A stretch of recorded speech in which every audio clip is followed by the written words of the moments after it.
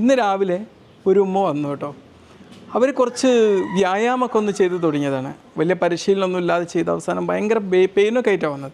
ഇതാ വിഷയമല്ല ഞാൻ പറയുന്നത്. നമുക്ക് ഒരാൾക്ക് ചെയ്യാൻ പറ്റുന്ന ഒരു എക്സസൈസിൻ്റെ ഇൻറ്റൻസിറ്റി ഉണ്ട്, തീവ്രത ഉണ്ട്. അത് എങ്ങനെ മനസ്സിലാക്കാൻ പറ്റുക? നമ്മൾ ഒറ്റയടിക്ക് കുറേ അങ്ങോട്ട് ചെയ്ത് അവസാനം നമ്മൾ ഹൃദയത്തിന് ഓവർലോഡ് കൊടുത്ത് അവസാനം അത് അപകടം ഉണ്ടാക്കുന്ന ഒരു സാഹചര്യം ഉണ്ടായിക്കഴിഞ്ഞാൽ അതിലേറെ അപകടമാവുമല്ലോ.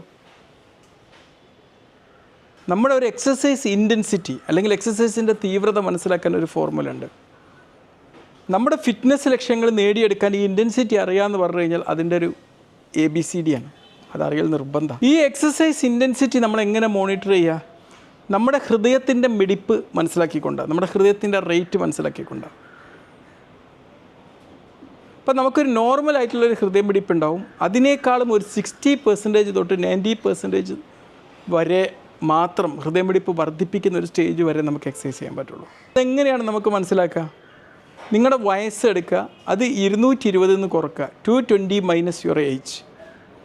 ഇപ്പം എനിക്ക് 48 ഇപ്പം കിടക്കുന്നത്. ഇപ്പോൾ 220 മൈനസ് 48, അത്രയും ഇൻറ്റൻസിറ്റി വരെ എന്ത് ചെയ്യാം, നമുക്ക് എക്സസൈസ് മാക്സിമം കൊണ്ടുപോകാം. ഇപ്പോൾ 20 വയസ്സായിട്ടുള്ള നിങ്ങളൊക്കെ ഏജ് ഗ്രൂപ്പ് പെട്ട ആൾക്കാരാണ് ചെയ്യുന്നതെങ്കിലോ 220 മൈനസ് 20, 200 മിടിപ്പ് വരെ മാക്സിമം പോകാം.